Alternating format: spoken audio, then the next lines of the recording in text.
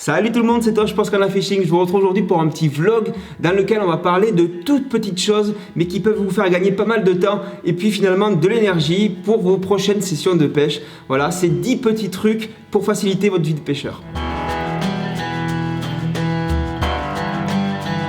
Vous le savez, en tant que pêcheur, on fait déjà pas mal de routes, on utilise beaucoup la voiture, on utilise beaucoup de matériel, on déplie du matos, on range tout ça, bref, il y a beaucoup de choses à faire en dehors de l'action de pêche. Et avec les années, à force, on trouve des petits trucs utiles pour limiter les désagréments au niveau du matériel surtout. On va commencer tout de suite avec le premier de ces petits trucs. Quand on pêche, on utilise en général beaucoup la voiture, à moins que vous soyez très chanceux et que vous ayez tous vos spots autour de chez vous. En général, il faut prendre la voiture pour aller sur les spots de pêche.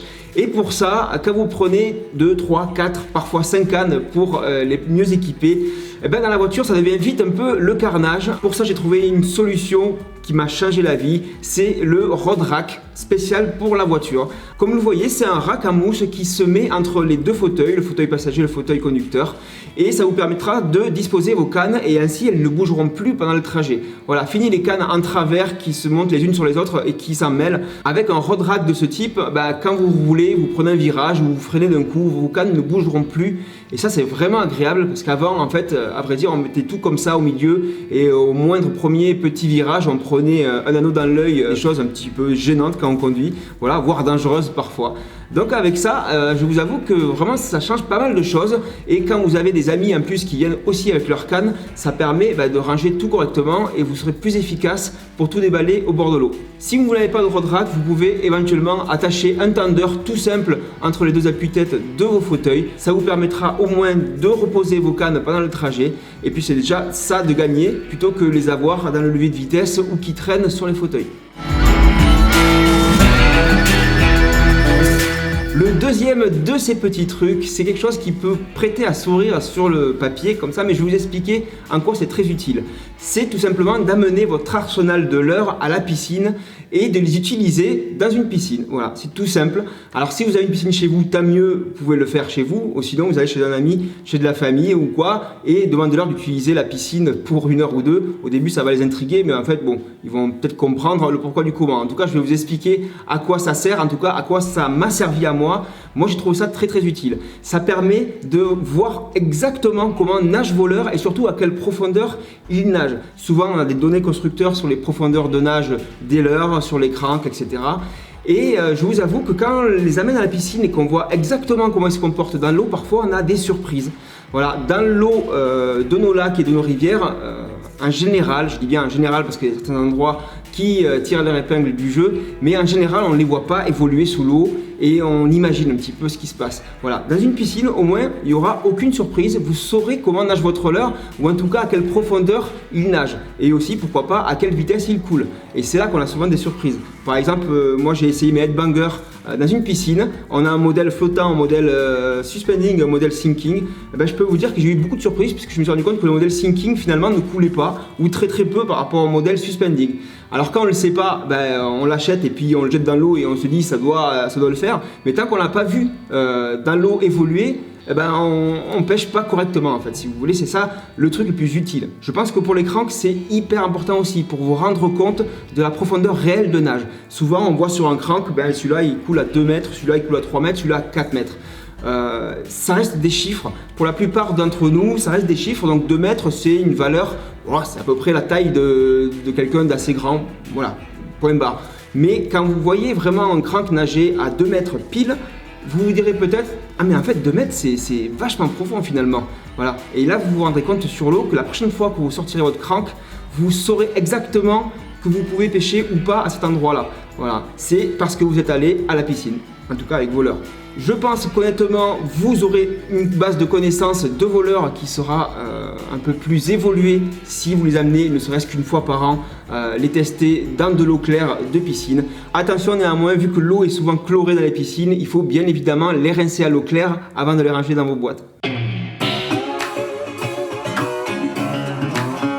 Troisième petit truc qui peut vraiment vous servir, vous faire encore plus progresser dans la pêche, c'est au niveau des nœuds. Voilà, si vous commencez la pêche ou que vous pêchez depuis qu'un an ou deux par exemple, vous pouvez encore avoir des doutes sur vos nœuds et ça c'est interdit. Il ne faut pas jeter une ligne si vous n'êtes pas sûr de votre nœud parce que déjà vous risquez de perdre des leurres, vous risquez aussi de perdre de très beaux poissons très facilement et ça c'est vraiment très rageant. Donc soyez sûr de vos nœuds et pour ça, quoi de mieux que d'utiliser vraiment des cordes. Alors n'hésitez pas sur la taille des cordes, des cordelettes, ça c'est la taille mini. Entraînez-vous à faire vos nœuds sur autre chose que du fluorocarbone, du nylon, etc.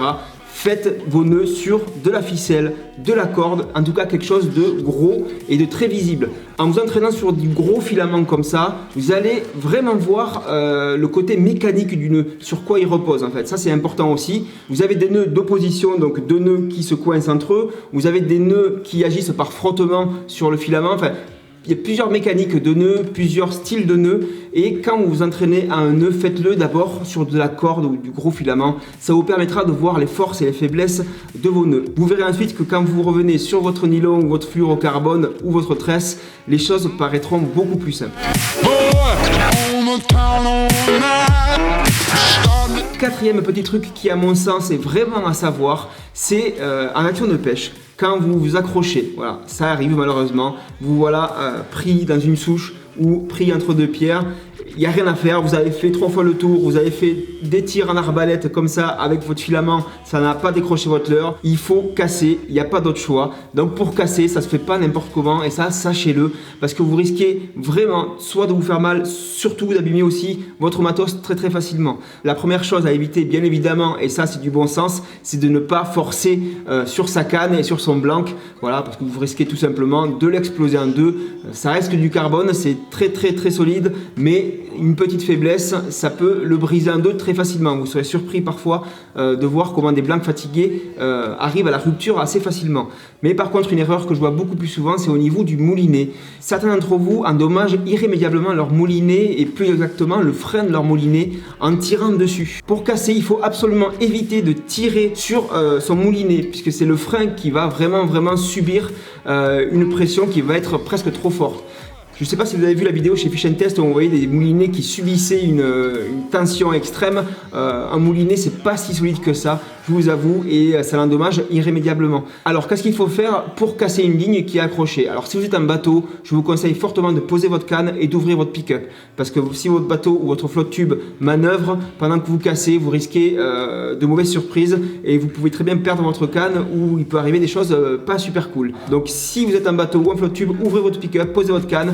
Et là, vous allez prendre le fil à la main. Si c'est l'hiver, utilisez un gant ou votre manche pour enrouler votre fil autour de la main, voilà, 5 à 6 fois, et tirez avec vos mains. Ne tirez pas avec la canne ni avec le moulinet. C'est là où je voulais en venir, casser avec vos mains. Si c'est l'été par contre et que vous n'avez pas de gants ou de tissu à votre disposition, à ce moment-là, je vous suggère un petit truc, c'est de faire plusieurs fois le tour du pied du moulinet avec votre filament et de tirer dessus une fois que vous avez fait 5-6 tours.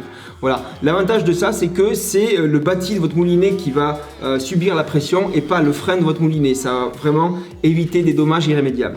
Une fois que vous avez fait les tours de votre pied de moulinet, vous reculez tout doucement et vous amenez une tension de plus en plus forte, vraiment petit à petit, pas besoin d'y aller comme un bourrin, voilà, vous y allez doucement jusqu'à la rupture. Et une fois que c'est cassé, c'est cassé. Et avec un peu de chance, peut-être, soit vous ramènerez un arbre assez massif, ou encore mieux, peut-être votre leurre avec l'hameçon tordu. Cinquième petit truc qui concernera tous ceux qui filment leur session de pêche avec des GoPro. Ça va vous faire des économies en plus. Si vous ne savez pas, arrêtez d'acheter des petites batteries GoPro ou même des petites batteries chinoises à droite et à gauche. Déjà parce que les batteries chinoises, je peux vous le dire, j'en ai testé beaucoup, tiennent pas sur la durée par rapport aux batteries d'origine. Si vous avez une GoPro ou une AE ou en tout cas, il y a pas mal de marques avec lesquelles ça marche, n'achetez plus des petites batteries que vous changez tout le temps. Vous savez, quand on filme des sessions de pêche, on peut filmer jusqu'à 6, 7, 8 heures d'affilée, surtout si vous voulez les touches en direct, si vous filmez tout le temps. Au début, je vous avoue qu'on faisait comme ça, on changeait toutes les 2 heures, on changeait de batterie et puis c'est vraiment gênant. Pour éviter tout ça, il y a une technique qui est très simple et pas chère, c'est d'acheter d'acheter une power bank pour ceux qui ne font pas encore. Honnêtement, je pensais que tout le monde le faisait et puis je croise au bord de l'eau beaucoup de gens qui passent leur temps à changer des batteries ou qui se baladent avec 5-6 batteries GoPro. Il y a des powerbanks qui sont très puissantes et qui font la taille d'un portefeuille à peu près comme ça. Vous les glissez simplement derrière votre harnais de la GoPro. Vous branchez votre GoPro dessus directement, ça met même la batterie à l'intérieur de la caméra. Et vous allez voir, ça va filmer pendant un jour et demi non-stop. Quand je dis ça, je ne rigole pas, vous pouvez vraiment me faire confiance.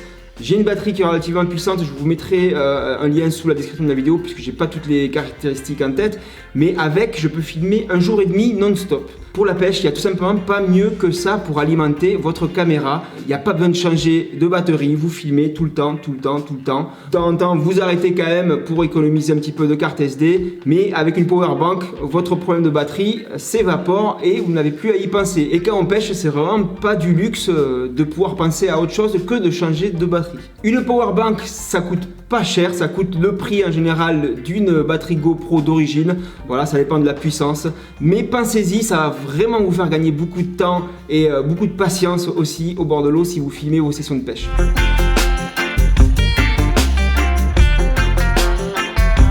Sixième petit truc pour vous éviter des désagréments qui paraissent pas grand chose, mais mis bout à bout, à la fin de la journée, ça peut un petit peu saouler. J'ai mis du temps à m'y mettre, mais une fois que c'est fait, ça a changé pas mal de choses. Je ne promène plus mes leurres sur mes cannes montées. Voilà, quand je bouge mes cannes et quand je pars pêcher, je ne laisse plus mes leurres monter dessus. Voilà, c'est vrai que Canito me le disait tout le temps, mais enlève ces leurres. J'étais là, mais oui, mais bon, ça ira plus vite une fois au bord de l'eau.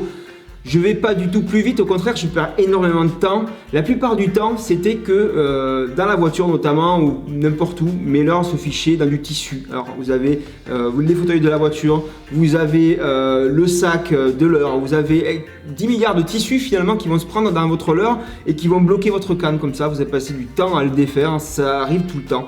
Donc je ne déplace plus une canne avec un leurre dessus, je la déplace seulement avec l'agrafe. Voilà, et une fois au bord de l'eau, je décroche mon agrafe, j'attache mon leurre et c'est parti. Sauf que je ne passe pas de temps à décrocher mon leurre qui se serait fiché à droite ou à gauche, ou encore pire, qui se serait emmêlé dans les filaments des autres cannes du fagot. Donc voilà. Désormais, avec Canito, on reste vraiment clean sur le transport de nos cannes. Voilà, pas de leurre.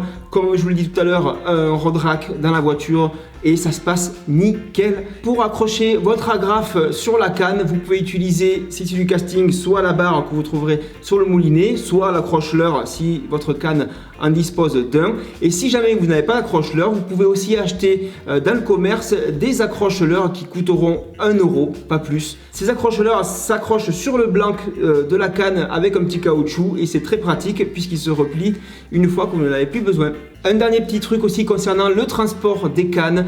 Essayez, si vous le pouvez, de vous équiper de chaussettes en nylon.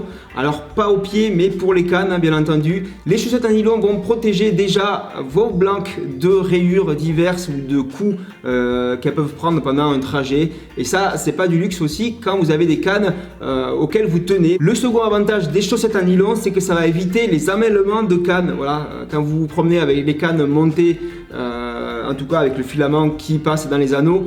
Très souvent, quand on a un fagot, il y a toujours un sion qui va passer sous le filament de l'autre, etc., etc. Et puis ça va faire un petit mikado très sympa à défaire. Et quand on est au bord de l'eau, voire même sur l'eau, et qu'on a vraiment envie de pêcher, faire un mikado, c'est peut-être pas ce qu'on a envie de faire dans l'immédiat. Les chaussettes en nylon vont donc éviter à vos cannes de s'emmêler entre elles, vos cannes, mais aussi celles de vos amis. Voilà. Et une fois au bord de l'eau, encore une fois, on gagne du temps et on pêche beaucoup plus vite. Septième petit truc très rapide là cette fois, c'est au niveau des waders, ceux qui pêchent en wader, la truite ou même le carnassier. Voilà, vous savez sans doute quoi qu'il arrive, même si vos waders sont très étanches, on a toujours une certaine humidité dans les pieds des waders. Alors soit c'est parce que de l'eau est rentrée une fois, soit c'est parce qu'on sue, soit parce qu'il y a des micro-trous, il y a un petit peu d'eau ou d'humidité qui rentre. Bon bref, on a les pieds mouillés quoi qu'il arrive. C'est un peu tout le temps le cas en flotte tube, à pied, que ce soit des wader bottes, des wader chaussons, on a toujours un peu d'humidité au niveau des pieds. Cette humidité a énormément de mal à sécher. Voilà, quand vous allez suspendre votre wader sur un fil à linge comme ça, même en plein été, votre wader va sécher à 90%, sauf au niveau des pieds. Et alors je ne sais pas si ça le fait à vous aussi, mais parfois moi pendant toute la fermeture je m'en sers pas, et même le jour de l'ouverture, presque des mois et des mois après, j'ai encore de l'humidité dans les pieds, et vraiment c'est une sensation qui est pas très agréable de savoir que le wader est mouillé depuis tant de temps. La solution que j'ai trouvée pour les sécher complètement, vraiment à chaque fois, c'est d'enfiler du journal dans chacune des jambes du wader. Vous allez mettre vos pages de journaux jusqu'au bout du pied. Le journal va complètement sécher vos waders et ça sera bien plus agréable pour votre prochaine session en wadding. 8e petit truc rapide aussi, c'est la bande de velcro, l'utilisation de la bande de velcro que vous trouverez dans tous les magasins de bricolage ou quoi. Ce velcro va pouvoir par exemple attacher vos cannes entre elles pour avoir un fagot bien compact lors de vos transports. Moi je l'utilise surtout pour les bobines de fil. Dès que j'utilise un peu de fluorocarbone, je ferme la bobine avec une bande de velcro pour éviter que le fil ne se barre partout dans mon sac de leurre ou dans mes poches du flotte tube. Ça c'est le genre de truc que j'ai vraiment mis beaucoup de temps à faire, mais voilà, au bout d'un moment je me suis dit bon, je vais arrêter de voir mes bobines se dérouler dans les sacoches partout, j'en avais marre de voir du fil se balader. Donc les bandes de velcro ça aide vraiment pour éviter à vos bobines de se vider dans le sac. Avant-dernier petit truc, je vais vous montrer comment fabriquer rapidement un petit anti-herbe très rapide et qui coûte que dalle. Voilà, pas besoin de monter de Texan ou quoi que ce soit. Si jamais à chaque fois que vous passez au leurre souple dans un spot, vous ramenez un peu trop d'herbe, et vous suffit de prendre un morceau de gros fluoro comme du 80, du 90 voire du 100 centièmes et de venir le piquer en U devant la pointe de l'hameçon et de le planter dans le leurre directement. C'est tout bête et ça marche plutôt bien. Un dernier petit truc aussi qui va vous faciliter la vie, qui va vous changer les choses un petit peu au niveau de vos rangements de leurre. Voilà, vous savez, dans une boîte de leurre, on a souvent tendance à emmêler tous nos leurres entre eux. Pour éviter ça, il existe des petits caches de triple en plastique de toutes les tailles. Ça se trouve sur les sites chinois en général. En France, j'en ai pas encore trouvé. Si jamais vous avez des liens, n'hésitez pas à les marquer dans les commentaires. Voilà, mais sur des sites genre AliExpress ou etc., on peut en trouver pour pas cher du tout. C'est des caches triples en fait qui viennent s'enfiler sur votre hameçon. Très simplement, ça existe dans toutes les tailles. Voilà, si vous montez tous vos leurres avec ces petits caches triples, déjà ça va éviter avant tout que tous vos leurres s'emmêlent les uns avec les autres. Et c'est vrai que c'est pas mal. Honnêtement, moi j'utilise d'abord que pour les big baits en ce moment, c'est assez efficace. Je pense que je vais passer sur les petits leurres très vite parce que j'en ai vraiment marre de les voir s'emmêler les uns avec les autres. Voilà, c'était donc le dernier truc, le petit life hack qui changera un tout petit peu votre vie de pêcheur, mais qui la rendra un peu plus simple, j'espère en tout cas. Vous pouvez vous abonner à la chaîne Scarland Fishing si jamais vous voulez suivre toutes nos prochaines vidéos. Vous allez en avoir un paquet, au moins une par semaine, ça je peux vous l'assurer. Vous pouvez aussi liker cette vidéo si vous avez aimé son contenu. Tous les liens vers le petit matériel dont je vous ai parlé dans cette vidéo se trouvent sous la vidéo. N'hésitez pas à cliquer dessus si vous voulez avoir plus d'infos ou tout simplement en acheter. Je vous rappelle aussi que nous avons un code promo de moins 10% chez pêcheur.com pour vous faire des économies. N'hésitez pas à aller sur la plateforme de pêcheur.com pour voir vraiment tout ce qu'ils proposent. C'est assez énorme en termes de stock. Vous allez vraiment tout trouver sur pêcheur.com. Moi je vous dis à très bientôt. C'était Torch pour Scarland Fishing. N'hésitez pas à liker cette vidéo et à vous abonner à la chaîne pour suivre notre actualité. À bientôt. Ciao.